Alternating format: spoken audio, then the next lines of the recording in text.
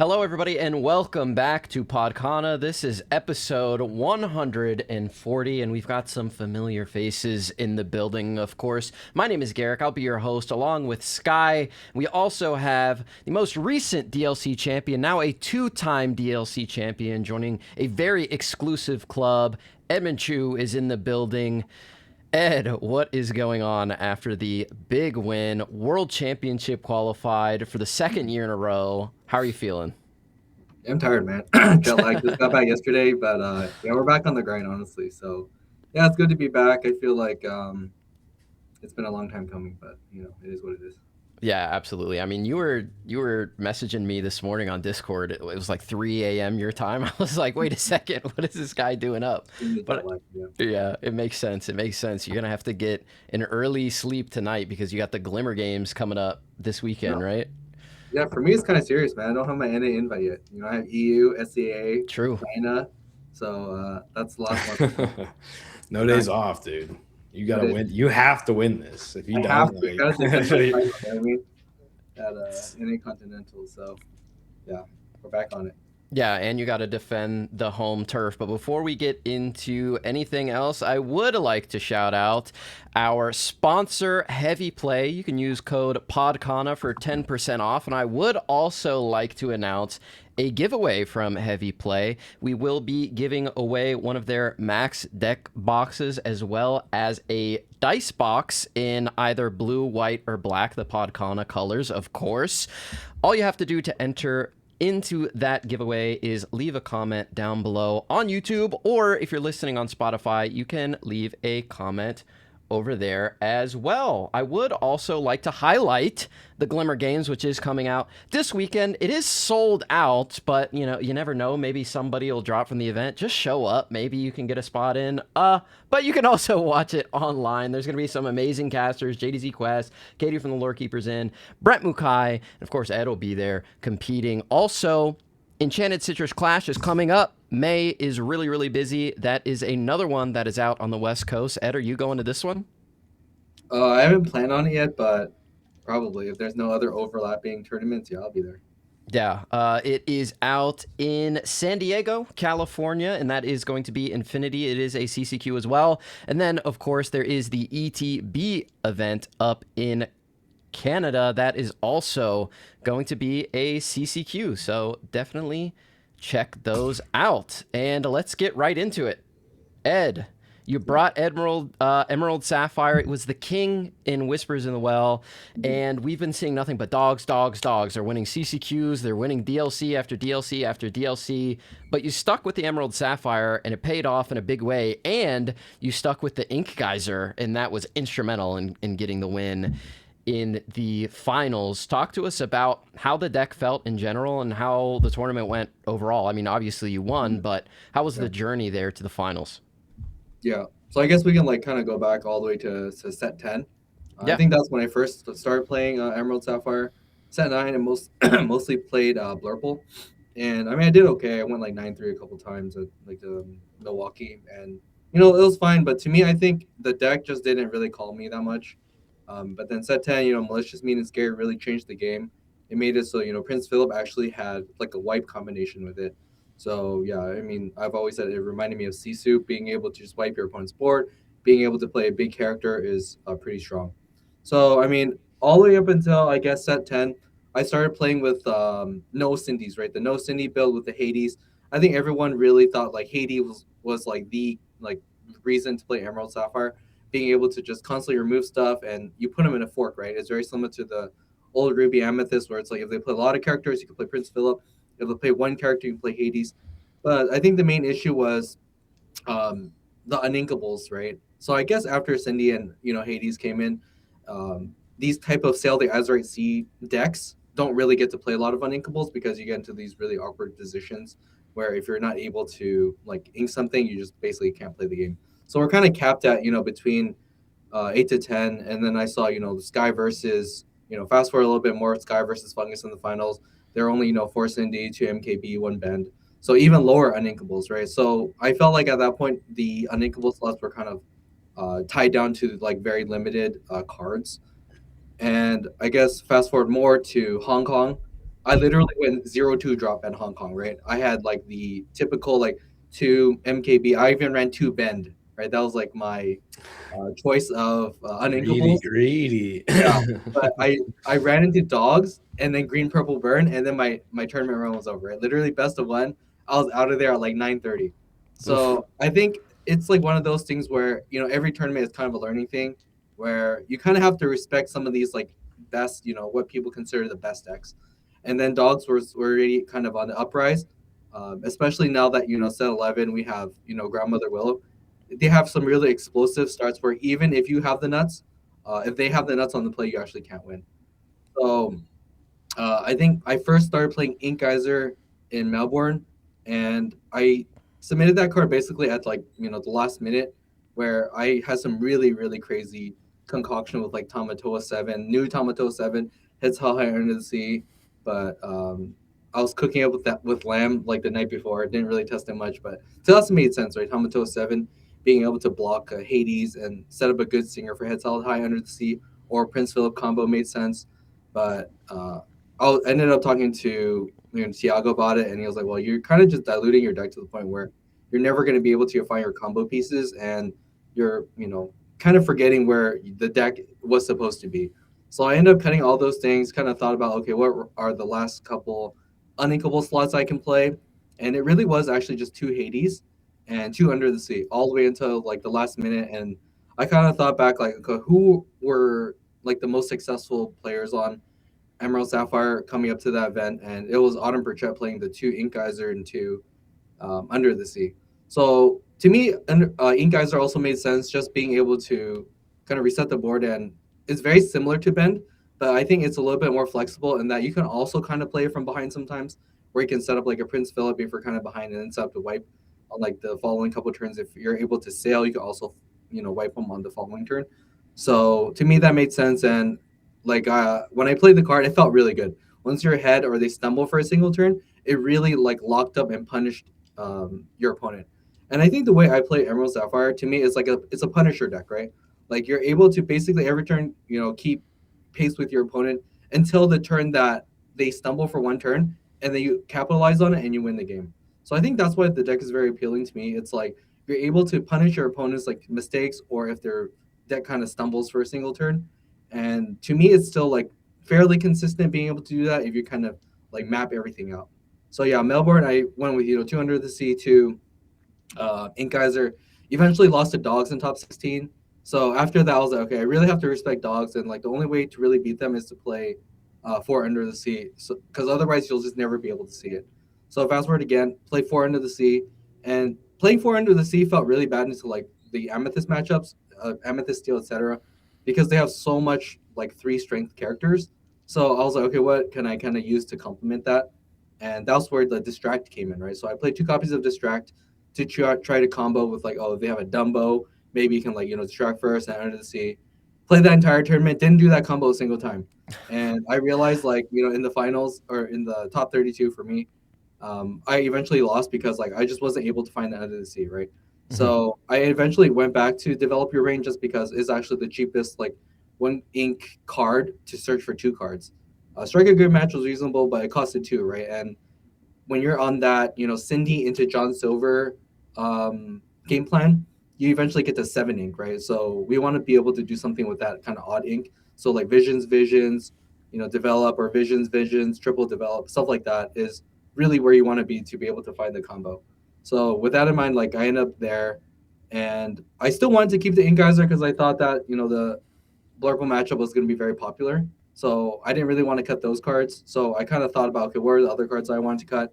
And Basil ended up getting the chopping block just because against Dogs specifically, you never really get to play it against them. It's also kind of awkward against Hades. You don't really want to like bounce their Hades.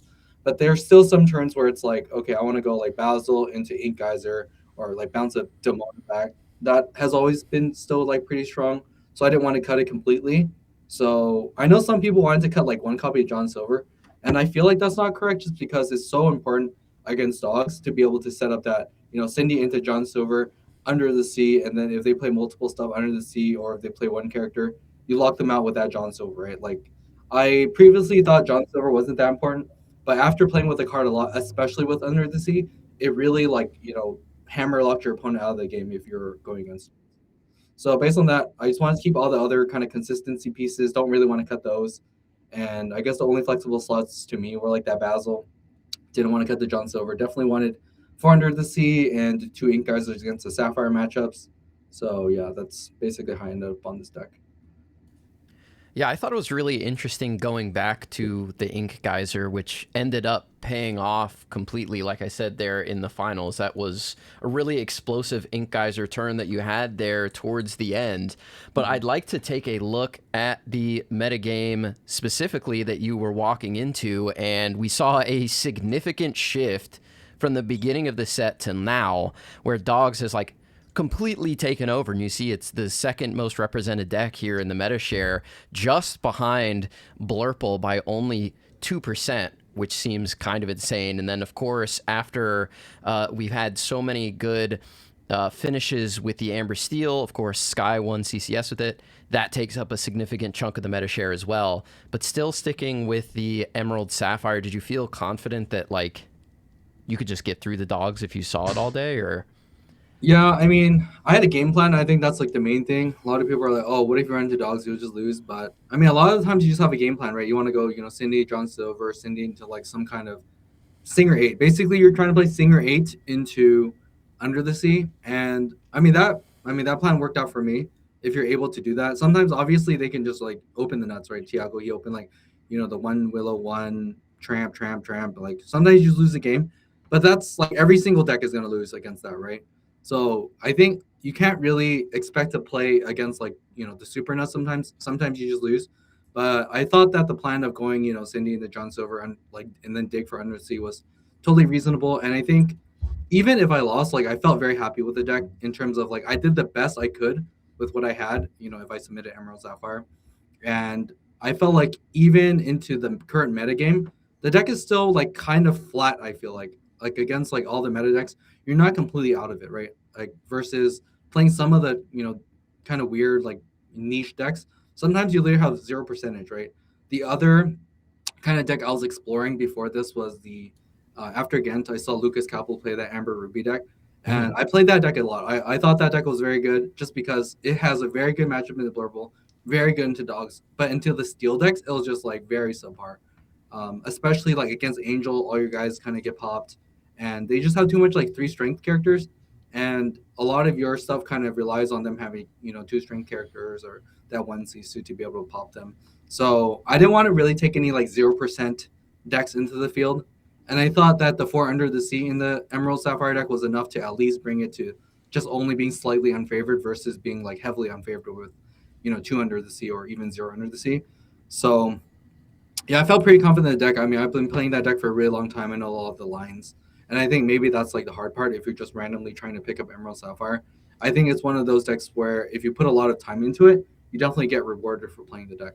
So those are the decks I kind of like playing. Like even Ruby Amethyst was very similar. Like even if you're like kind of more lucky in the mirror, like playing Ruby Amethyst, like the good players usually will, find the better lines against you on average, and you'll be rewarded for that. So I wanted to play a deck that was kind of rewarding to put a lot of time into, and I felt like Emerald Sapphire was like that deck. yeah, Sky, I know you watched a lot of this tournament. You woke up tweeting about it after it had happened. What did you notice during Ed's top cut run there? Yeah, I watched your match against Tiago and then the finals. I think for sure against Tiago, the 4 Under the Sea kind of shined in like the way you played and just get the singers out, and then if you have any sort of dig, just try to find that 1 Under the Sea because he was ripping the Ursula's pretty good against you, and they came at the right time. Yeah, you had the really thematic sing your welcome for the next 2 to get the Under the Sea there at the end, which was pretty awesome. Yeah, one thing I wanted to ask is I think the first game against Tiago, you had a really strong hand on the draw. He was obviously on the play playing Dogs, is your worst nightmare with this deck. and you had the double sail, little Philip, big Philip, and instead of going the turn 4 or turn 3, play the second sail, play the Philip, and then kind of look for either the malicious, mean, and scary or the under the sea as outs. You decided to go for the Scindian to John Silver, and I kind of just wanted to pick your brain a little bit on that. So, what were your thoughts there? Yeah, so basically it comes down to like what you think your opponent is gonna do. I think against the really good players, or like the very obvious line is if I do end up playing Prince Philip, you can just go for that snipe, right? The Ursula or the Mowgli snipe on that specific turn to be able to like rip whatever combo piece out of my hand to stop your opponent from, or stop me from just doing the under the sea or the malicious, mean, and scary like combo. So my plan against Tiago was actually to try to just set up Singer 8. The problem with doing it with Prince Philip is that you're not able to like chain a bunch of digs together, right? Like you actually need to have that card specifically in your hand. You go like 4 into your 5 ink turn, you play your Prince Philip, and you maybe have one dig card or one visions. But the problem is now if you don't have like multiple copies of Under the Sea or Malicious, Mean, and Scary with the Prince Philip, then it's very easy for him to kind of rip it, right? The way I lost against Bennett and Ghent, basically I tried to do the same exact setup, right? And I even had Prince Philip and Under the Sea and Malicious, Mean, and Scary and Prince Philip, and he just literally played 2 Ursulas, and then I lost the game immediately. So it's like one of those things. I think against the better players, it's actually better to try to set up the Singer 8. You can go for higher variance lines where you can like do what you said, right? You go set up the Prince Philip, pass turn, hope they only have one rip. But I mean, I respect Thiago as a player. Like he's gonna, try to find this line against me.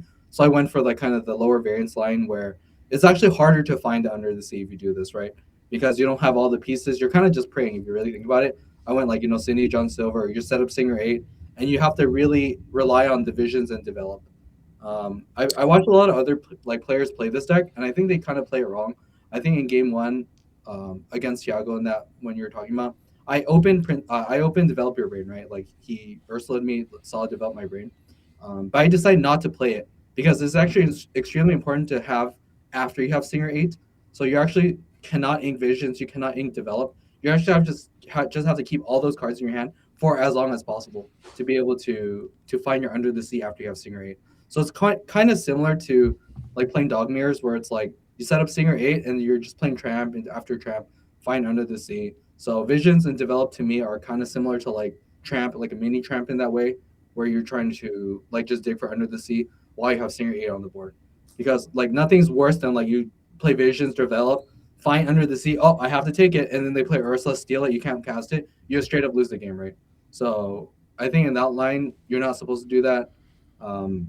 But obviously sometimes you don't have a choice, right? The only option you have sometimes is the Prince Philip. You have multiple copies of Under the Sea, and you pray they don't have it. And sometimes they don't have it, you win, right? Like there's definitely times in tournament I played against dogs. That's exactly the setup. You play Prince Philip, have 2 Under the Seas or like 2 of the white pieces with the Shift Philip combo, and then you win the game because they only have 1 removal. But if you're going for the lower variance line, I think it's better to go for like the Singer 8 line.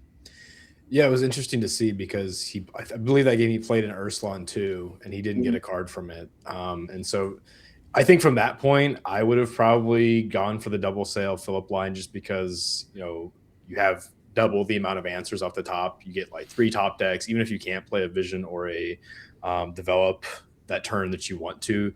Having that your white come a turn sooner traditionally was like always important on the draw versus dogs. It's a little bit different now. They're not playing stuff like Webby. They don't have like those nuts openers where they go, Lady 0-3 on 1 and then like trigger it twice for 6 free lore. So it's a little bit slower.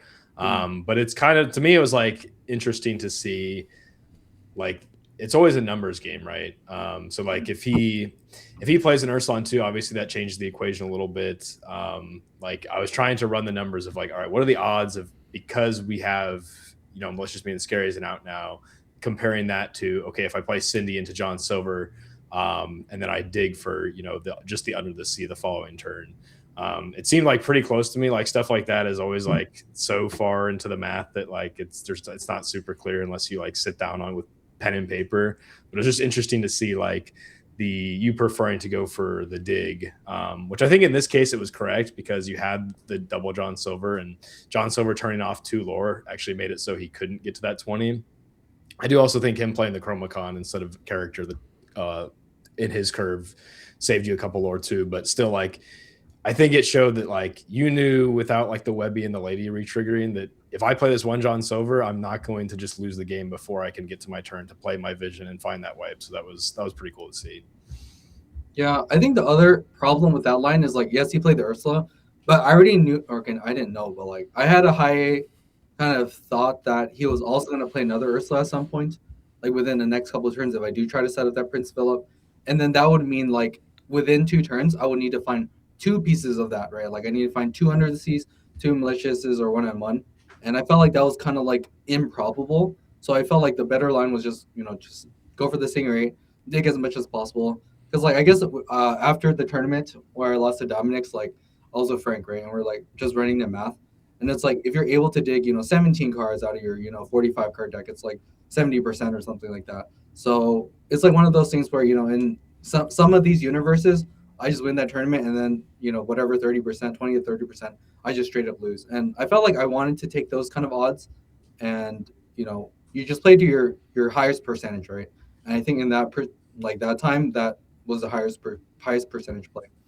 It's also, it leaves you in a better spot if he doesn't get to like 18, 19, because you end up with the John Silver on board for the next turn, right? So it's like if you do take this line, you are like ultimately rewarded. So I do think, it was probably the right call there.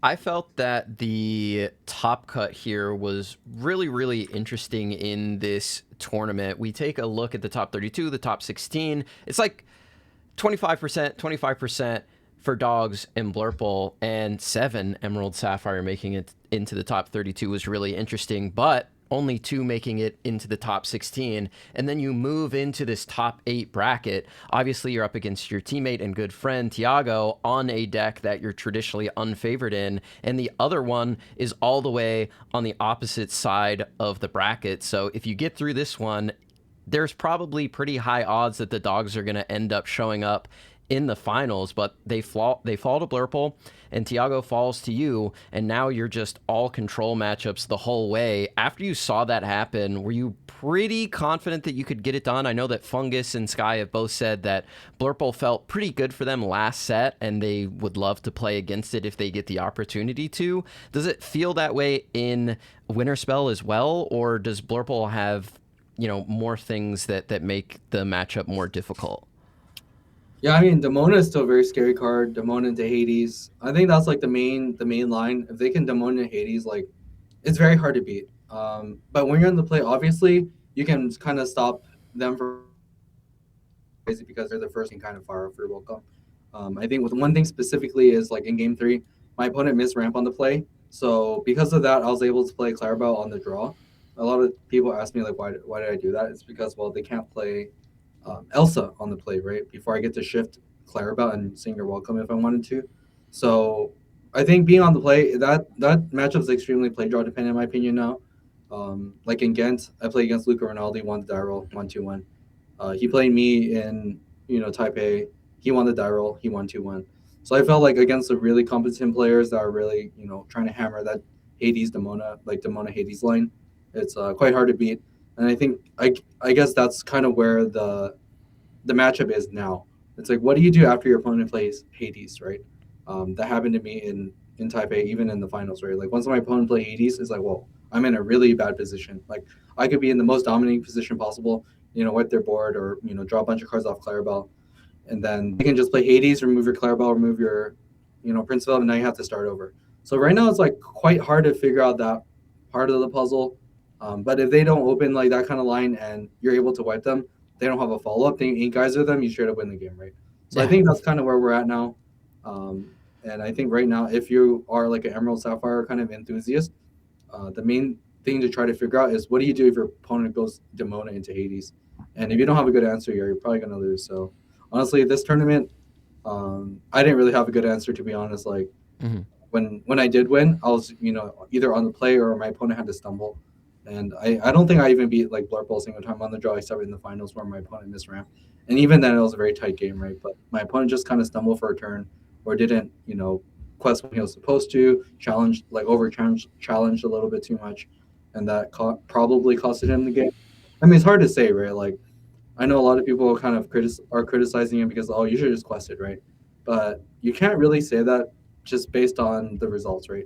Because what if I instead like just drew the wipe, right? And instead of you like trading off with me, I'm able to like pull ahead because instead of you trading, I wipe your board and then now you lose the game. So I think a little people are a little bit overcritical about like my opponent in that spot. I probably would have done the same thing to be honest, because like if you're a blurple deck on average, you have the better top decks, right? You have Hades, Let It Go, Into the Unknown, all these removal cards. You have the draw cards like Genie Book, all these kind of things to kind of get out of those spots where uh, Emerald Sapphire kind of has a tough top deck game most of the time. A lot of their single cards are not very strong, and you really need a lot of pieces to make it work. So I think that's why Ink Geyser is also really good. Besides kind of resetting the ink, you also get to pick up everything back, right? It's like literally draw 10, right? You have 13 ink, you literally draw 10. And Yeah. yeah, it's like you're choked a little bit for that, first couple turns, but you're usually able to ink a lot, right? Sometimes you go Cindy, and then you can ink Geyser, and then you're inking like 2 or 3 cards that turn, and now you're kind of back to where you were, but now you have 10 cards in hand to do whatever you want to do.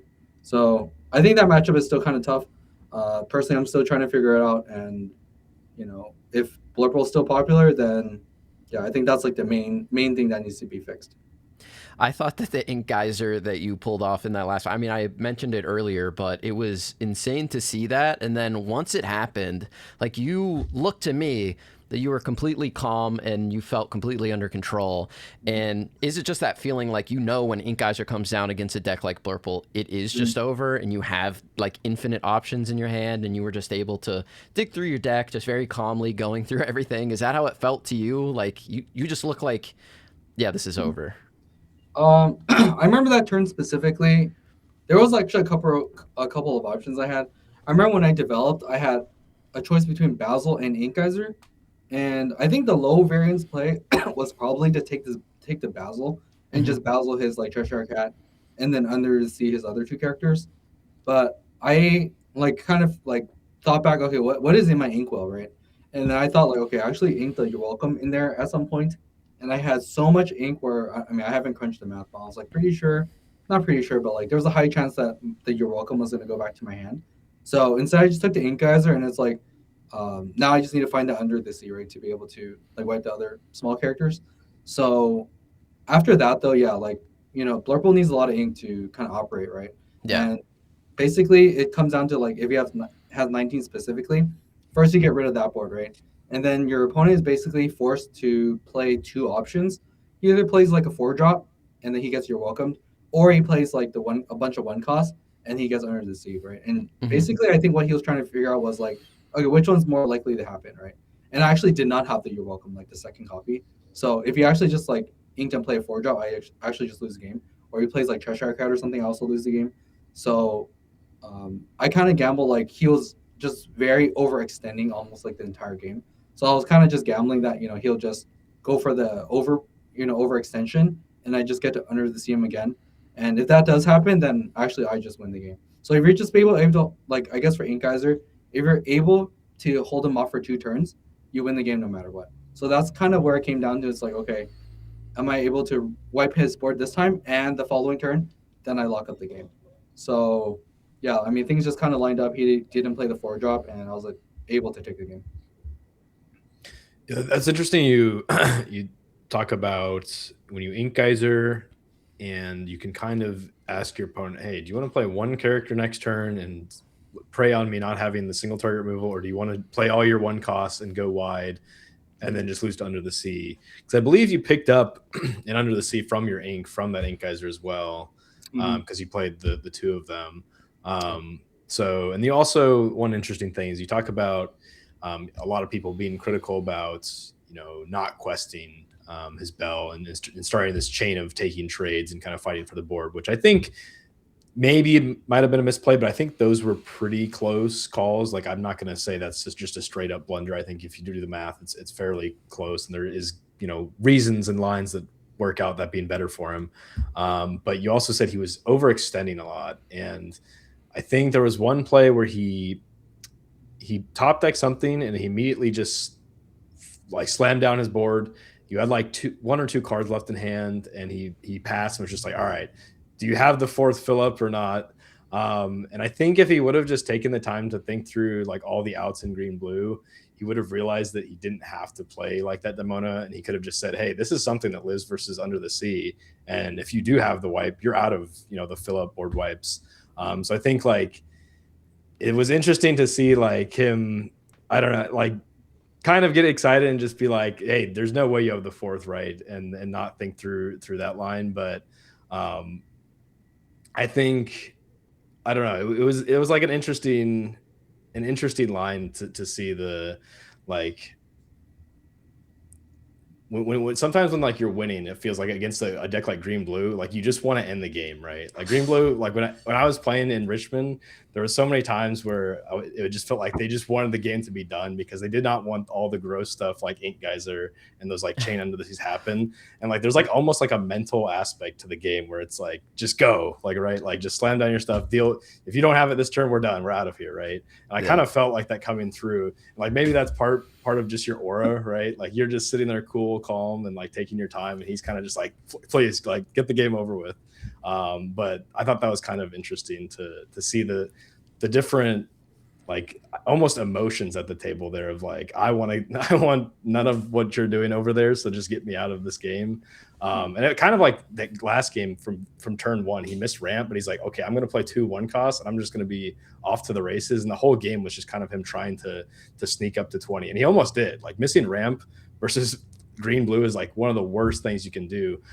In Richmond, I played, I think my winning in, my opponent missed ramp one of the games, and he just didn't get a play. Like I remember I sang "One You're Welcome," and he had like 9 cards in hand because he just played one thing because he missed ramp. And the game was just over from there. But like it was interesting to see, okay, he still was able to play 2 characters, he still played a 3 cost, and he still like fought hard to get to that spot where he was at 19 lore. And even after the Geyser, you said if he would have made that other 50-50 decision of playing the character, he could have still potentially got there. So like it was a really awesome game just overall to watch. Like I think probably one of the most fun games ever to like watch the back and forth, because it really is, every turn was like make or break. If you didn't have the answer right away, he would have just snuck up there and got there. If he didn't have like that aggressive line with missing ramp, he would have had no chance. So it was a really awesome game. Yeah, I mean that's kind of the testament to like how strong Blurple is. Like he got to play Demona and Hades, and just that enough, even if you miss ramp on the play, it might have been enough to win the game, right? So I think that's why, like now I'm thinking the way I'm thinking, like what are the like outs to Demona Hades, right? That combination is so strong. I think that's why Blurple is like on top of the meta right now. Before they had issues with Blurple, but now with dogs, but now like some people are playing Tigger, Isis, just cards that interact with like Grandma Willow and like just other small characters in general. So now they can play like their Demona and their Hades in peace, right? To be able to just wipe your opponent's board, pick off the single characters, and just win the game from there. So yeah, I mean you saw, right? Even though he missed ramp, he was totally still in the game, right? As long as Demona and Hades are still in the deck, he can still get there in the end. Yeah, I think that for me sealed any chance for me sleeving up green blue for an event. It's like if we're almost losing to Blurple missing ramp, this does not feel good. Which actually leads to my next question. What were your thoughts about taking green blue to this event? Were you planning heavily to take it? Did you think it was a really good pick? Were you kind of hesitant and just like relying on this was old faithful? Like what were you targeting, I guess, in the meta? Yeah, I mean, to be honest, like I didn't really get to practice as much. Just because like if you think about the time schedule is so tight, right? Like Melbourne, and the week after I had to go play Riftbound for fun or whatever. Yeah. And then Ghent, and then like a couple days after that I have to play the Taipei event, right? So there's actually not a lot of time to just completely learn a new deck. And I've been playing this deck since like set 10, right? And I remember back when I was in China, like the Suzhou tournament, there's one of these content creators that were like, can you play Blurple against Tiago playing like Amethyst Steel, right? And I'm like, I guess, but I haven't played Demona. I've literally never played the card Demona, right? So learning how to play that card helped me a little bit in terms of like learning the lines, just because I realized like now we're kind of in the meta where it's like you're just playing you're just dumping your hand every single turn, inking everything as much as possible, and then you get like these super crazy like Demona like draws, right? It's very similar to like how Amethyst Steel plays Doc. It's like one of those things where you just dump everything and dock, and then you go crazy, right? And Demona is basically the same thing for Blurple. And now that we have Let It Go as well, it made it so it's even more easy to like dump your hand, right? You play Hades, and then whether or not they want to bottom or let you draw, you can still probably empty your entire hand, right? You draw into Let It Go, then you sing the Let It Go and the Into the Unknown. You just go, absolutely down to like 0 cards almost all the time. So to me, that kind of style is still very like foreign to me. Like I hate doing that, right? I hate going down to like 0 cards at all times. Give me my like 10 cards in hand. Right? I want to play with 10 cards at all times. So to me, that deck, like Blood Bowl, is like fine, but I didn't have the reps, right? Like even in set 9, I was playing like second start to the right Blood Bowl. Like I was literally playing 4 of them. It's like, oh, I want to just have 10 cards in hand at all times and just win through attrition. So to me, it wasn't really an option to play any other deck. Just because like I think the thing that I kind of think about sometimes now is before the tournament, the confetti test, right? Where it's like, can you close your eyes and imagine you winning with this deck? I close my eyes. Can I win without Amber Steel? No. Amber Ruby? No. Purple? No. Amethyst Steel? No. Green Blue? Maybe. You know what I mean? So to me, like, that maybe was good enough for me.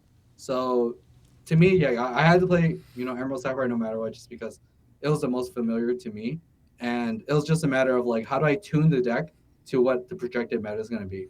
And obviously, Blurple Dogs, very strong contenders. Amethyst Steel fell off a little bit, but still something you have to worry about. My 2 losses in Swiss were actually to Amethyst Steel and to Luke Rinaldi playing Blurple. And Amethyst Steel, it was just one of those extremely aggressive decks, right? Christopher Robin, Pocahontas Genie, and then you're just like, well, what do I do now, right? Like that deck has some really, really crazy openers. And even if you're able to kind of stabilize a little bit, eventually it'll just go a little bit too wide, play their Giant Cobra, and just lose the game. So I think that deck is still kind of strong. I guess it's a little bit weaker now into dogs, now that they're kind of trying to figure out a different angle to attack you with, right? Like, I think Chronicon is still pretty okay, but the problem is, like, I think there's a lot of hate for that card now. Item destruction, and just it's not good in the mirror. So it made sense that like a lot of people cut the card, play Under the Sea with like their Rhino and their Delamoon, and sometimes that's enough to beat Amethyst Steel, right? Even though they have some 3 costs, you can actually just play 2 reducers and wipe a significant amount of their board away. So I think at that point, yeah, I was already kind of locked in Emerald Sapphire. It was just a matter of adding the tech cards and just playing it as well as I can. Yeah, when I saw you bring Emerald Sapphire, I kind of had an inkling that it was just like kind of a fallback comfort pick. You weren't super sold on anything else. You're like, well, it's not that, maybe it's not the play, but it's not that much worse than other stuff. Because I had thought about, I almost brought it to Ink. I was like my fallback pick. I had that saved up. I was like, I want to play something fun, maybe Red Steel, but if it's really not there, I'm just going to play, Emerald Sapphire again. But in my testing, I was just so disappointed with like coming from a meta where it literally beat 92%, 90% of the room, like pretty hard. And then all of a sudden Purple Steel's not free anymore because they're running these aggressive, cards like Christopher Robin and Pocahontas. Blurple got harder because they just have more aggressive tools. Even something like Tigger was like tough, right? Like you can't, depend on a Clarabelle sticking if you're running a Donald line. So there's all these things that like were adding up, just made the deck worse into the meta. And I was like, even if this is not the worst pick, I coming from a spot where it just dominated everything. I don't want to play it. And I think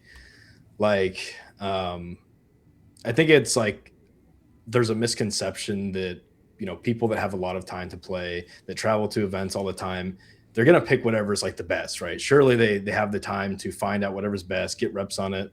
But I think a lot of people underestimate like how tied people are to certain decks. Like, sure, you could have brought Blurple and probably had a fine day, maybe even won the event, but not knowing the exact every minute detail of a deck to people like us that like to be in that spot with a deck is like a huge deterrent to play a deck. Like maybe I do 15 games with Blurple and I win all of them and it feels super dominant, but like I don't know everything about the mulligan, and that's just going to bother me, and it's probably going to lead me to not pick like playing that deck for that event, because I don't ever want to pull up and say, hey, I don't know what to do in the mulligan here. Is this right?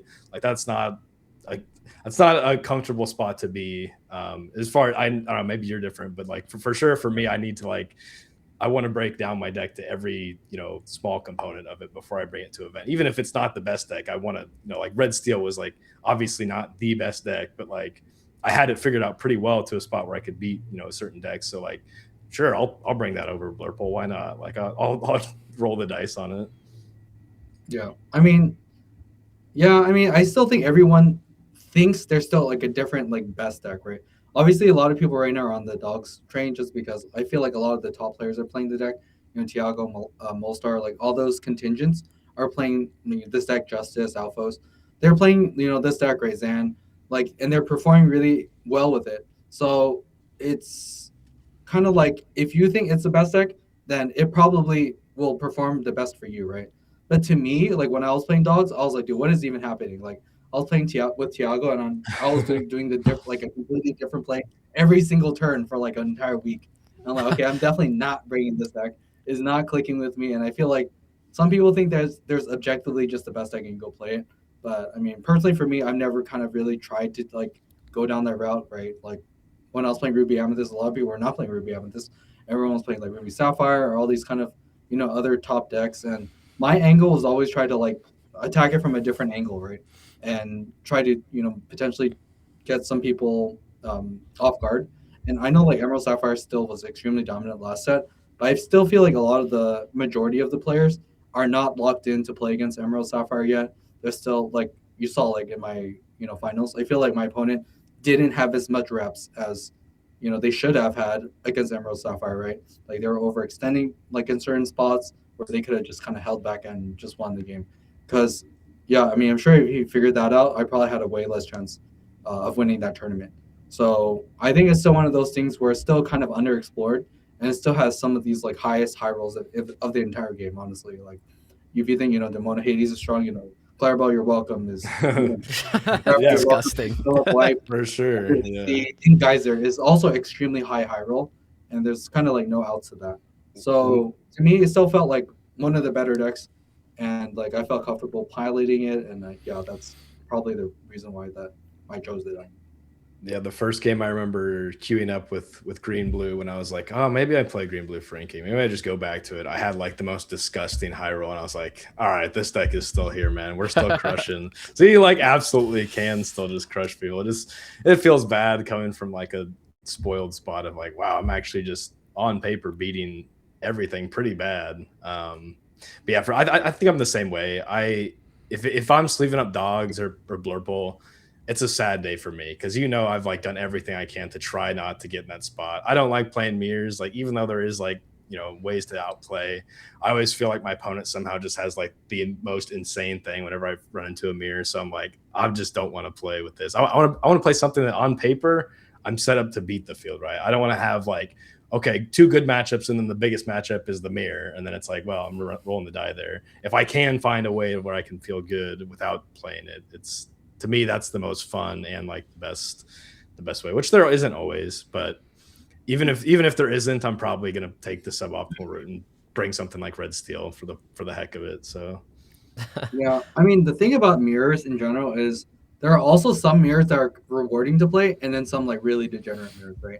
Like I think the dog mirror, yeah, dogs is absolutely so bad right now. like the Gen finals, right? It's like, okay, who can cast the card under the sea? GG, yeah. Right? Like under the sea, okay, you win. Under the sea, you win. There's literally nothing else that matters in that matchup except under the sea. It's like, I stuck a Nani. Yay, I can come back. Right? Yeah, but not really. Not really, right? There's no way to set yourself up to not do it other than just playing an Ursula and trying to take it off the top. But yeah, and then sometimes you like miss, and then like you also just get so behind because you just played like an Ursula for fun.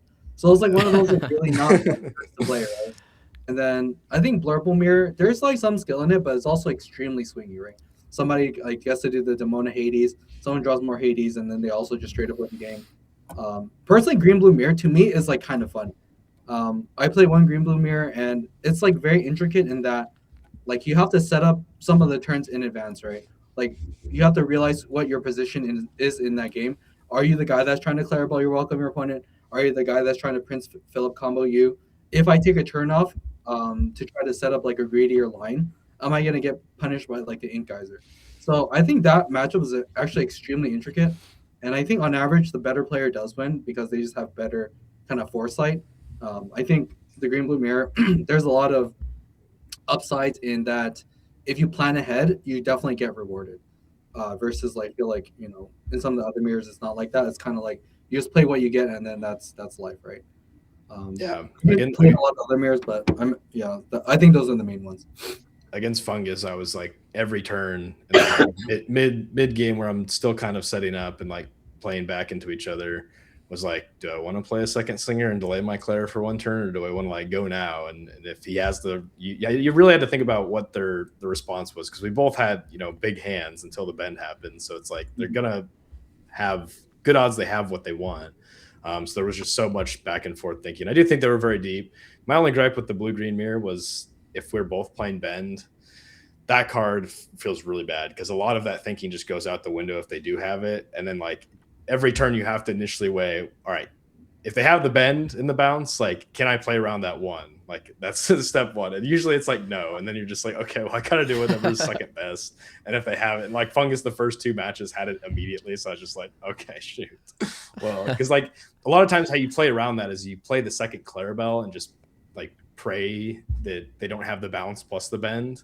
Like the second bounce plus the bend, but like that's not what you want to be doing, because usually that means you're not, you're, even if you like have the you're welcome, if they have just a standard, okay, play back, I play my own Clara and have the bounce and I don't have the bend yet, but then they get it right. So it's like really compounding punishment. So I think if we could just, I think Fungus pitched it right after, like, guys, we need to just not play bend. It's only good in the mirror. Let's combine our forces here, just agree not to play this so we don't have to deal with this, and we'll be good, right? We're all getting one more on clunky uninkable back. We can run one Hades now, which I think surprisingly people have stopped playing Ben, but I guess it makes sense if nobody's playing green blue, right? Or at least I have stopped playing it. Yeah. I mean, I think that's let what me. you guys are. Yeah, I was just about to say that. Right? That's Like, it's a that's no what you guys bend. are I'll ask doing. you guys are though. Yeah, I don't want to think about Ingazer, bro. I don't want to play with that card. I don't like it. It's like both of those cards kind of like combined, right? It's the times you want to play bend is also very similar to the times you want to play Ink Geyser, right? So you actually save a ton of spots. Like you don't have to play any bend, you don't have to play any Mother Knows Best. You just play the Ink Geyser, and then you still play it like very similarly, and you also have certain spots where you can use it as a comeback mechanism, right? To set up like the Prince Philip combo wipe, and your opponent can't do anything about it, right? Like they can't demone you before if you're able to like, sail into the Prince Philip. So I thought that was like the best reason to play Ink Geyser, just because you get to save, the bend and the MKB spot where otherwise they'd just be dead cards in a lot of the matchups. But now like Ink Geyser, you can really play it against any matchup, right? Once you get the Hammerlock on the game, that card really just seals it up. So to me that made sense, and I think that's why everyone's switching over to Ink Geyser. I'd be interested to see if Emerald Sapphire now starts to take up more of a meta share. We see this when decks win, right? People want to play them because they seemingly think that this is one of the best decks. I need to give it a shot. We've seen it with Dogs, and we've seen it with Amber Steel, this set specifically. So it'll be interesting to see if Emerald Sapphire takes up more of a meta share. But I did want to take a quick look at a few of the deck lists that did make it there into the top cut. This is the second place Blurple list.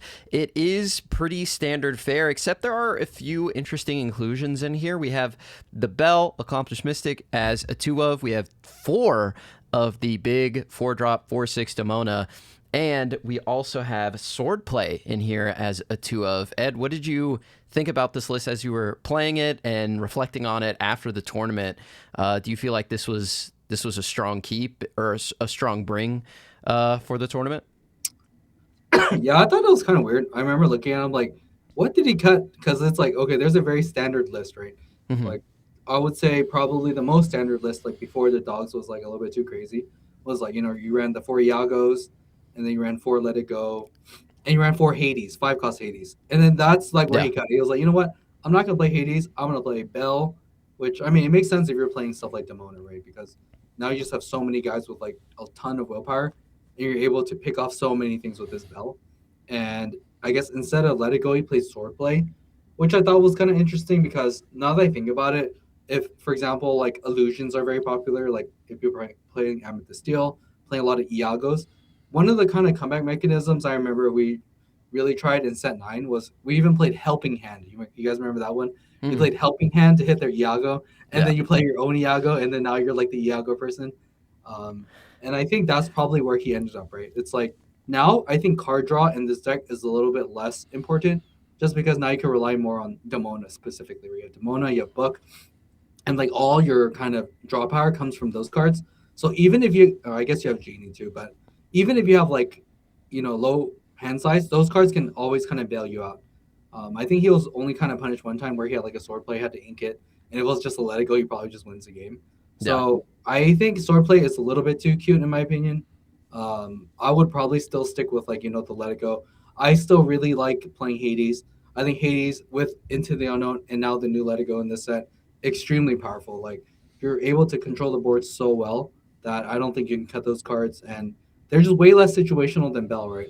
Hmm. My main gripe with Bell, I remember in set 9 when I was playing a lot of Blurple, was like Bell's just a completely dead card on 5 ink a lot of the time. Your opponent's not really exerting into you, and it's more like down the road play, right? You have Elsa plus Bell 10 ink, Demona plus Bell. That's only where it gets good. And I really want to be able to play the board or force your opponent to make a tough choice and it be the wrong choice with Hades into Let It Go or into the Unknown. So I thought this deck was kind of like weird, but I can see how he was like so dominating. A lot of people were thinking like, oh, this 4 cost Demona is so bad it gets frozen. But I think the thing is like if you're able to even get like one good value trade off of it, like you're able to like attack something and it gets frozen for a decent amount of time, is actually totally reasonable. Your opponent still has to eventually deal with it, right? Yeah. And eventually it'll unfreeze itself, or you can use Bell to have it like hold damage and then move it, and then eventually someday it'll unfreeze itself, and then now you're getting even more value.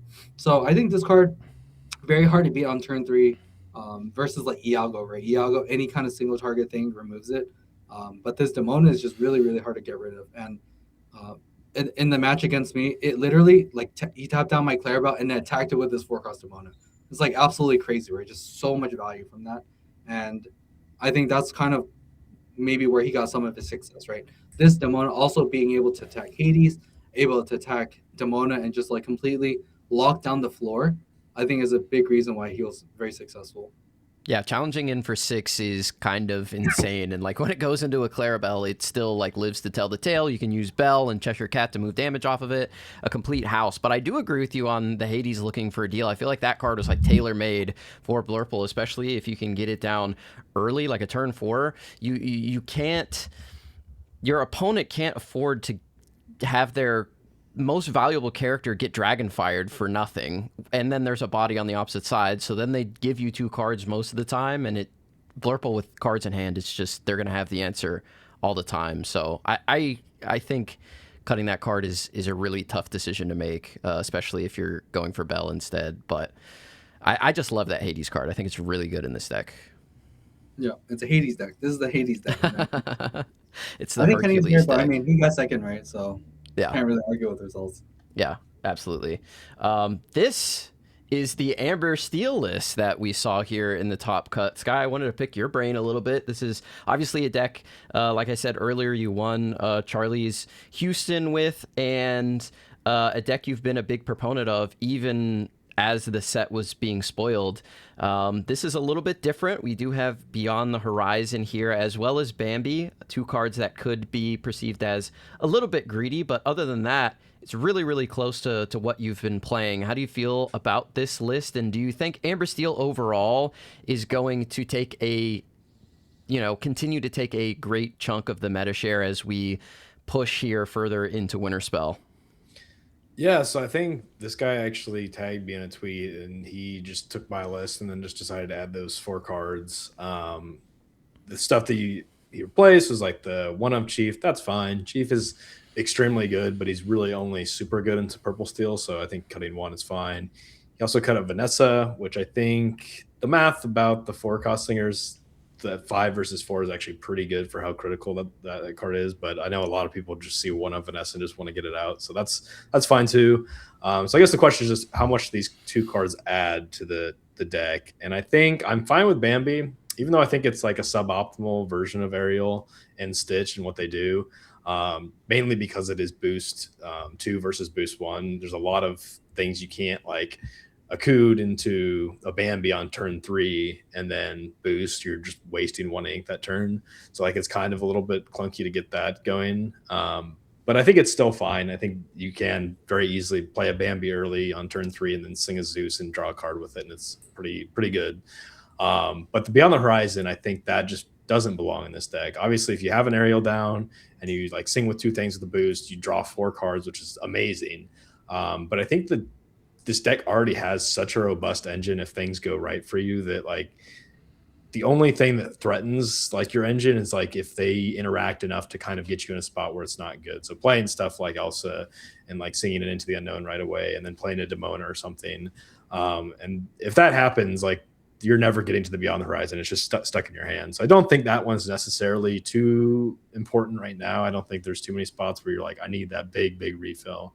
But I think the Bambi is cool. I think I might try it actually and just see if I'm wrong about it. I was wrong about Stitch, so maybe we could slot in 2 more like card answers. But to talk about the deck overall, I think this deck is very strong.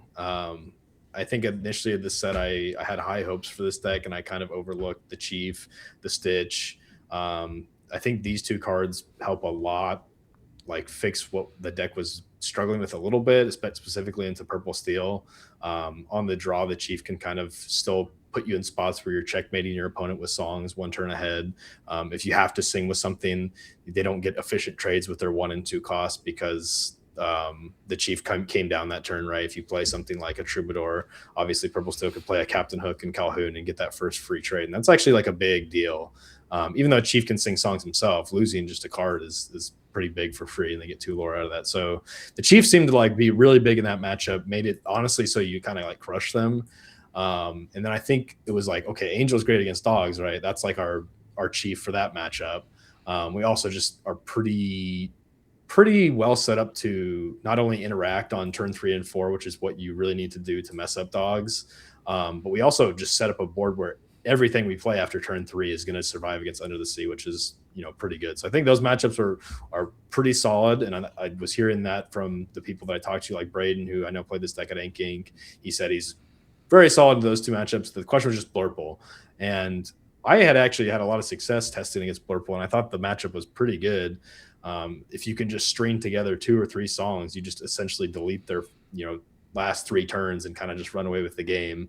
The question is just on the draw, can you do that? Like all the other decks on the draw, we have ways to kind of still checkmate our opponents if we hit good stuff, but Blurple on the draw is a little bit sketchy. I think if they don't play Tigger, you're fine. You can still play your Singer, blow stuff up every turn and be good into that matchup on the draw. But Tigger's where it really gets bad, because if you play your 2-cost Singer, they bounce it, all of a sudden they're next turn they can play Elsa. They can play Elsa, tap your next Singer, and you really don't like by the time you finally stick a Singer and can sing a Zeus, they have 3 big guys on the board, and it's probably just too late.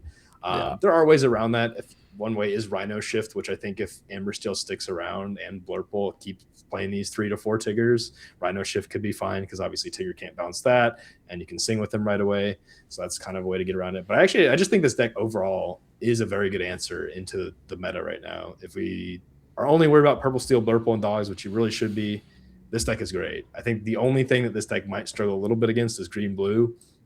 And if Green Blue has a resurgence, thanks to Ed, we can maybe just play 4 Mowgli, maybe even some 3-cost Pete, delay that white for 1 turn, and we're kind of fine. Because Green Blue still, like we talked about a little bit, struggles with that early interaction. If you can always threaten to take off that 1/2 Clarabelle, delay that shift, sing for 1 turn, all of a sudden, if you play a Singer, I blow that up, then you're just hard casting a Claire and you don't have a Singer now. That is almost always going to be Green Blue. It's just the games on the draw where like you might struggle to do that while developing enough pressure to get there before they can just have like 9 ink raw, and they'll eventually stick something. So I think this deck is actually a very solid play. We'll just see how much people respect it and how much people pivot to it. I heard that a lot of the Ember Steel was actually just aggro Ember Steel in Taiwan. I know of like 3 or 4 people that played something very similar to my list, and I had a couple students that were playing as well. One of them, unfortunately, his last 3 rounds, he was like 5-2 day 1.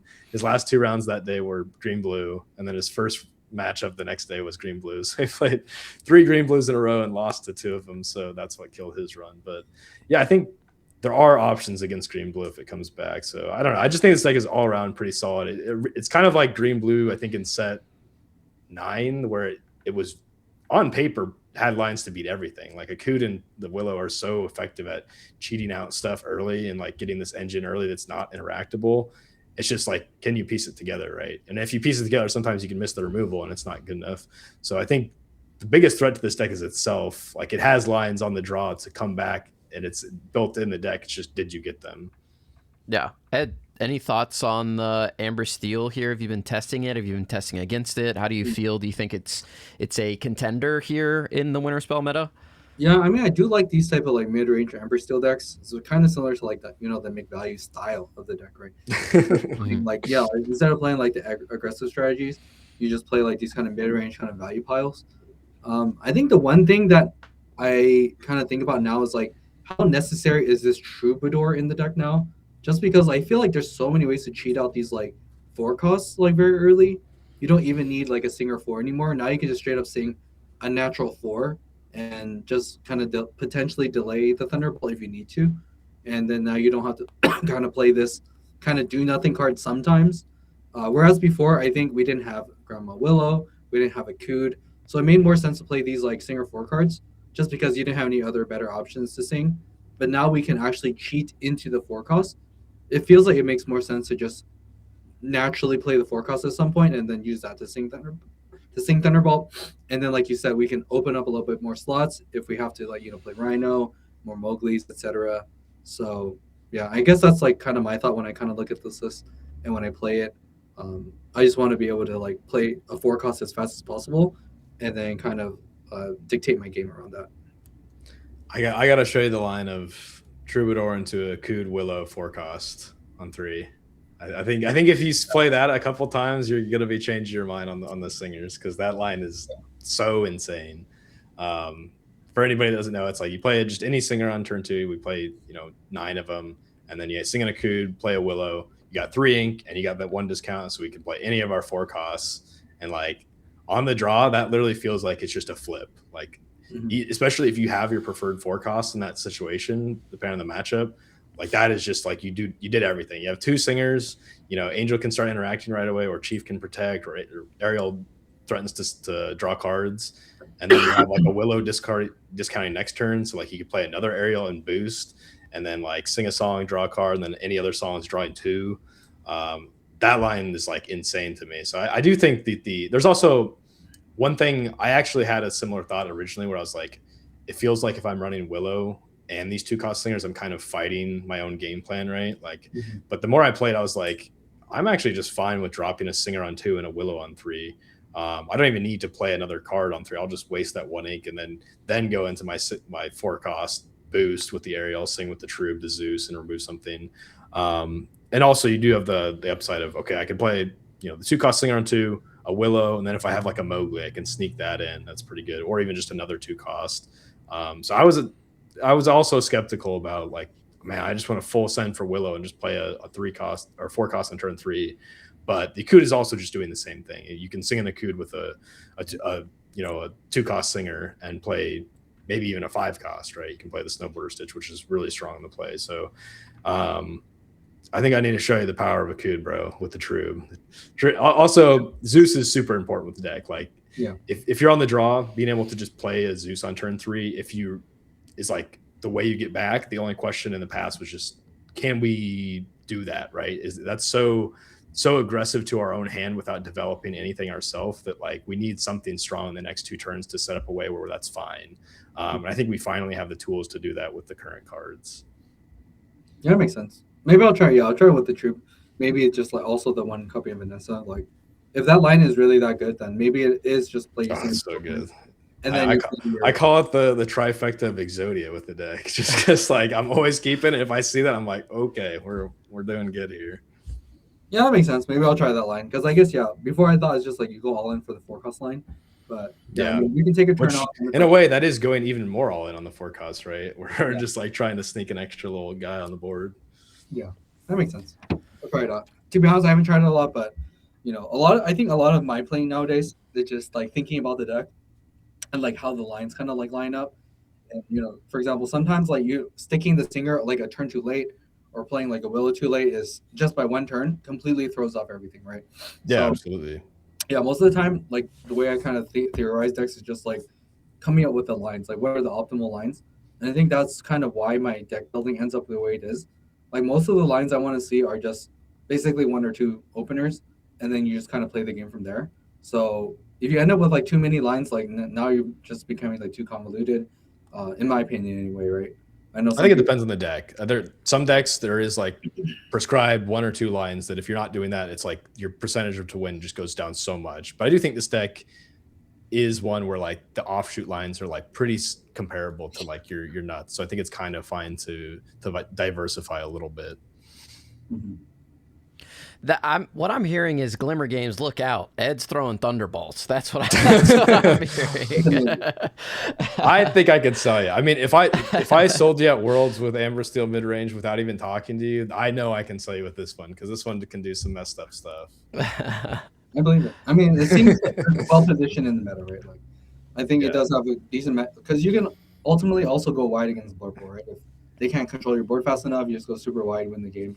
And I think any deck that has, but the potential to go super wide always has a fighting shot. So, I'll try how it goes. I do think there is something interesting. Like, whenever somebody like, I actually think it's favored into the big three decks right now. And whenever anybody asks me like what it's bad against, and I tell them it wins against the big three, I think people sometimes get scared and like don't even want to pick up the deck because they just think either one, I'm just delusional and I'm coping, it's going to be a waste of time, or like two, like they're just in disbelief that nobody else would figure this out by now. Like they're like, no, it's somebody would have figured this out. Sure, if everybody hates this meta, right? We're banding together to try to stop it. We're talking about bans and stuff. So I think like it is kind of strange to see like, yeah, I actually think it is favored, and then people are like, no way. Like Blurple's too good, right? But I think I don't know, like even myself, it's weird for me to say that because I look for so long for like an answer of like, because like I said, I don't want to play these decks. I always try to find something interesting to kind of attack the meta. And now it's like weird to be like, yeah, I'm not really afraid of anything. I kind of just want to draw decent and hope for the best. Yeah. I think that if Sky can sell you on Amber Steel, wait until I sell you on Amber Ruby with Powerline Edge. That's the real meta breaker. Amber Ruby to me makes sense just because like I feel like Webby's Diary probably is the best draw card in the game right now. So good, yeah. I think people playing Ember Sapphire need to try that card. Like post board wipe, we have a diary. We just play one Pete. Instantly draw a card. Next turn we draw two, right? Like that's pretty good. The boost cards are so much worse, right? Like I think Pete's good in that matchup. It's the reason is it's too expensive. Like the Ruby being able to just pay one, or I guess like two, right, to draw a card is so insane, right? Like because like I think the reason why it's good against Blurple, for example, is like if you just play Webby on curve and you're every turn just drawing one more card than Blurple, eventually you'll just run him over, right? Versus I don't think you can really do that in Amber Sapphire just because all their like good boost cards cost like 2 to boost, right, or whatever. Yeah, we need to be able to play a Scrooge inside Amber Sapphire. Like we can't just solo rely on Pete, I think, is the problem. Because if they remove the first one, you might not get the second one. Your diary is a waste. You're super poor. Yeah. But I will say I did like the Lucas Kalpa Amber Ruby deck, and I think I would have actually tried it like a lot more by now if I didn't think. To me, it feels a lot like Amber Steel actually, with the just like trying to +1 each turn and use that card draw, except you just don't have as much interaction because like every time I've played against it and they've hit their like, oh shoot, they got like double diary and they're like drawing so many cards. They've even played like the Raging Storm to wipe me. I was just like so set up by that point because I had removed their first two characters and they hadn't, and I was just like running away with it. So I was like, if this beats that, and like I think all the other matchups are pretty similar, I think there's not much of a reason to play it. But which is sad because I love Scrooge. I would love to play Scrooge, man. Like I was playing in Red Steel, and like Red Steel's really the card quality is not there. So, but I do think that deck I still probably will try it because maybe I'm missing something. Maybe there's no, you're not missing anything. The main problem, no, you straight up die to stuff that has 3 strength, and that's just like too much of the meta, right? Specifically like Yzma and Angel is just if they ever get to like use Yzma one time, you just lose the game. So yeah, I also think that the diary is a super strong engine, but it's really, really taxing to take a turn off to just not play a character. Even if you get the boost and you're buffing, you're screwed, and it's a big guy now. It like that's so big. You can't ever do that on the draw essentially into any real deck and be in a good spot. So it's like it makes those on the draw games kind of awkward. I mean, the diary is inkable. You can't just ink it and not go for that until late game, but Ember Steel is like we don't have to do that, right? We can still play characters, and then like the way we draw cards is with Ariel or Stitch, when we can still sing and interact without, we don't have to give up our turn for doing something proactive. Yeah, I mean, the earliest you can really interact, I guess, is the Ghostly Tail turn. But yeah, I mean, it doesn't deal with these. But for example, you straight up lose the game. I don't even know what that card does. Is that the one where it banishes your own guy? No, it's exert all your opponent's characters with 2 or less strength. So it's like Demona, like coming through. Okay, it wins the game against dogs, for example, right? Like, yeah, they don't have the combo already, or they don't like super high roll you. You just literally exert their whole board, attack their whole board, instantly win the game. So, depending on how good that card is, like I remember I used to say back when Ruby was first rotated out, the best card they had was Sisu, right? So it's like Sisu and Horseman, and it's just like a matter of how good are these cards in the meta right now. And right now, I feel like Sisu is still kind of weak. Like most stuff is still like 2 or 3, and then Horseman I feel like also got a little bit weaker just because I feel like some people started even cutting Genie from their deck, right? I know DKP cut like 2 copies of Genie from their deck to play other uninkables like Isis or more Tigers in that slot. So it's kind of like you don't even hit Genie anymore. That was kind of the main selling point of playing Headless Horseman. So I think right now Ruby is in just such a weak spot just because kind of indirectly, right? Because everyone's thinking about, okay, what if I get under the seed, right? Basically, Horseman is just a weaker version of that. Instead of hitting one thing, you can hit everything. So personally, I still think we're in the under the seed meta, like who can cast the card the best. And I feel like that's why those 2 decks are so good. Like the Emerald decks that can either dig, basically Emerald deck that can dig for it the best, I think is the best version of the deck. Yeah. Why isn't Horseman a 4/3? He comes down and just immediately gets snowballed by Angel. You're like, nice one, Really, dude. really it's good, bro. Let's keep it that way. What was I gonna say? Oh, okay, yeah.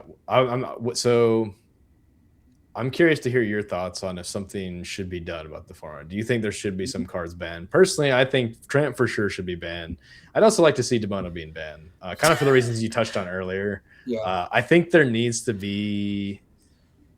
I think it's a little unhealthy to have every deck say you're rewarded for dumping your hand. Like having no like, imagine I'm Amber Steel like last set without all these fun tools, and I'm like, I've established my Ariel, my hand is healthy.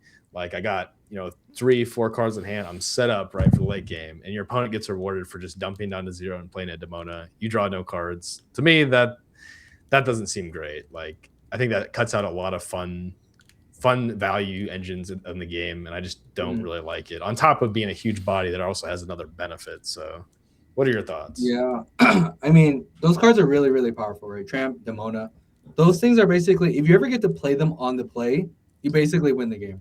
And I feel like that's very unhealthy for the game, right? Like, I also think, like you said, playing low hand size games, it's just not fun, right? Like, who wants to watch just a top deck war, right? That's basically what happened, in the finals, right? Like, since he's a Demona deck, he's very incentivized to just dump his whole hand. And so am I, right? I need to dump my hand so I get rewarded for his Demona. So it's like, there's basically no decision making, and I feel like that's really bad for the game. So I think Tramp, Demona, if there were cards to get banned, those were definitely like the first 2. And it's kind of unfortunate because those are one of the newer cards, right? So it's kind of like in the next rotation, those cards will probably stick around. Yeah.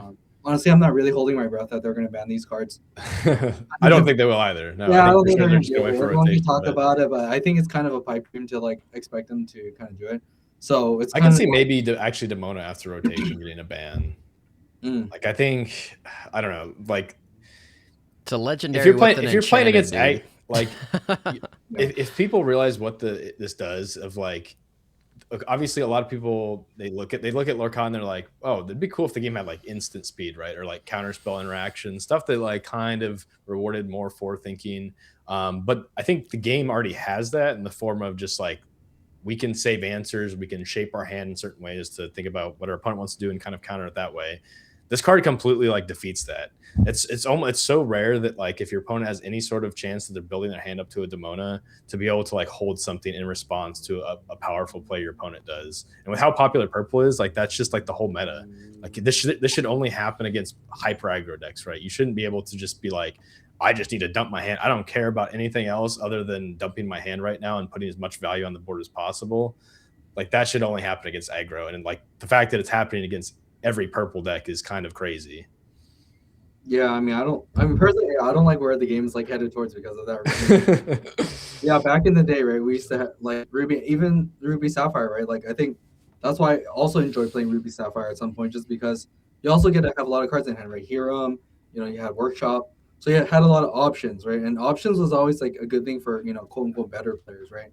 Because when there's like a ton of options, usually the better player will find the better option, versus like if you just play whatever you're given, it's extremely volatile and like you can just lose to all kinds of like random stuff. So I would like to see them not even design cards like this in the future where it rewards you like, oh, just no think ink or play my card because Demona is in my deck, so therefore I just have to like rip it off the top. And I think that's why Blurple is so strong, right? Who has the best deck ripping capabilities? Definitely Blurple, right? Like you go Demona into Hades, let it go into the unknown, draw 2 cards. Like it just has the best top taking capability. And if that doesn't change, it's just going to be the best deck for like the foreseeable future. Yeah. Goliath also, right? In Steel, it's not as played, but another big card that incentivizes you to get rid of your hands, you can draw 2. Yeah, the thing about Goliath is that you can play your whole turn. Like that those 2 cards are coming, so you can just like, but Demona's like, even if you know it's coming, sometimes you can't get to a good spot to do anything about it. Yeah. That's actually, Demona being very popular is another reason why I think Amber Steel is one of the few decks right now that has kind of a strong draw engine, but it like works with it. Because if you think about Ariel and like Snowboarder Stitch, obviously you have Doc too, but like these are 2 cards that can draw you +1 card per turn, but the more cards we draw, the more likely we are to have like a lot of songs, a lot of interaction, just a lot of stuff that we can just dump our hand fast and get rid of it and still prep for that Demona while filling out our turn, which is like a lot of people have gripes with songs in this game because it's just way too efficient, right? And if we think like, I mean, it's honestly true. Every successful deck in this game has like some way to sing and like get value off of that, right? Purple's got removal, and Steel's got removal, Green Blue's got removal that works with their game plan. Like one of the big reasons why like Ruby Steel and like some of these, well, I mean, Ruby Steel has strength, but the really bad colors don't get played and haven't got played historically is because there's no way to cheat out any sort of value from songs. And like just having like 1 or 2 decent songs you can cheat out is like huge. And I think like if we're incentivizing that even further with Demona, like then that's like, come on, guys. Not everybody's got these efficient ways to dump our hand with playing free stuff and songs. So I don't know. I'd like to see the card go. I just don't like it. I haven't played with it either. I'm like, still not on the join the Blurple party yet in any sort of tournament. So like, I'd like to see the meta shaken up a little bit by it. Yeah, people ask me like, what's the easiest deck to play? Dude, it's easily Blurple. Like, I don't think that's even particularly controversial. Just because it's like, dude, you're just literally dumping your hand, like, ink my lowest card, play my highest card, my card if I can sing, and just every turn just do that. I have 0 cards, I draw a card, I play it. Like, there's literally, to me, it's like a no-think deck. That's why it's like, you can even pick it up and just do well with it just because inherently the deck is already so powerful. And just like inking the cheapest thing and playing the most expensive thing will just get you there a lot of the time, right? So, yeah. And I think those type of decks, I mean, depends who you ask, right? If you're just like, your average, competitor, yeah, I mean, you would love that, right? Like being able to hang with the big boys playing, the good decks and not have to put that much time investment into it versus like if they made the decks way too hard and only the good players won, I think there's some balance, obviously, right? But, I think right now Blurple is just a little bit too tuned to the point where it's just like you just play most expensive card, sing most expensive card, win game, right? Yeah. Yeah. Not to go on this. Sorry, go ahead. No, I was just going to say, it's like we talked about before. It's like 52 cards in that deck, or you don't change them. That's and like you can argue more, like 56. You don't change them. That's how good they are. You just play it how it's supposed to be played. I think that's one good metric to kind of measure the, how linear, how easy a deck is. And I've seen a lot of discussions about this. I won't go too far down this rabbit hole of what is the easiest deck to pilot in the meta currently? I see a lot of Blurple. I see a lot of Dogs. I honestly think Dogs is in the easiest spot it's ever been. The only thing is the games where Chromacon, like on the draw, gets weird because there is a lot of forethought into that, and you can definitely see where more experienced players come through in those long, drawn-out games where you're grinding through. But I think my favorite way to think about what deck is the easiest deck is, say you looked at every turn of the game and said, if you had this card, what are your percent chances of playing that card? And I think Blurple like blows all the other decks out of the water of like, you would always play this card. Yeah. Like, if you have an LSAT at turn 4, you're like 95% chance you want to play this. Like if you have like, obviously if you have ramp, you're always playing it. If you have a 1 cost, you're almost always playing on turn 1. So I think the most critical parts of the game, the setup and mid game of that deck, it's very, very high percentages like that. And then the game plays itself at the end. If you have the Hades, that's almost always what you're going to do. If you're setting up for Demono, that's what you have to do. The singing is very linear also. You just take off the biggest thing off the board. So I think it's Blurple. Yeah. Yeah. And I think, well, the other thing I remember was like when you said, you know, do you think people are going to play Emerald Sapphire? I think a lot of people will try to pick it up and just do horribly with it. I think it's one of those decks where it's extremely punishing to play if you haven't like played the deck a lot. So it's like I have like watched some people play the deck just like completely egregiously incorrect, but it's like hard to say what the line is, right? Unless you like actually play the deck a lot and it's like, okay, I made this mistake, I shouldn't do this ever again, right? Yeah, so that one's hard to watch people go wrong because it's so volatile that like they could have the nuts and like do some seriously crazy stuff, but they went wrong one step and then they just can't ever do it. And it's like, no, dude, you could have crushed them. You don't understand. I'll give you an example. Okay, I was watching like a Green Blue Mirror, and this guy literally had the super nuts, right? But I think he didn't have the forethought to think like, oh, I actually have to ink my Clarabelle. So what happened was he was playing like the Basil shift line version of the deck. He was on the play, and he went Basil, Tipo, Cindy, and then he only had 2 cards left and had to ink one of his like 1, 6, 1, and 7 Clarabelle. Don't play the Basil, dude. Don't do it. Dude, you literally have the super nuts. Like, why'd you even play this Basil for? So I think it's one of those things where it's like there's no map, right? Where it's like you should do this, not do that. And I think that's why the deck is so hard to play, because it's like unless you've seen this, like, oh, never play the Basil if I have to go, you know, Tipo Cindy, then you know you're gonna get punished like really hard for doing that. And if you're like kind of on a tight schedule, it's like, oh, I have to go play, you know, even Brazil in 1 month, right? I think it's still kind of a short time frame. Or going to go play CCUQ in a couple weeks. I think it's just too hard to honestly pick up Emerald Sapphire. Not to say that you shouldn't, but it's just like unless you have a lot of time to put into it, I think it will be very hard to like get a good result if you're just kind of randomly picking it up.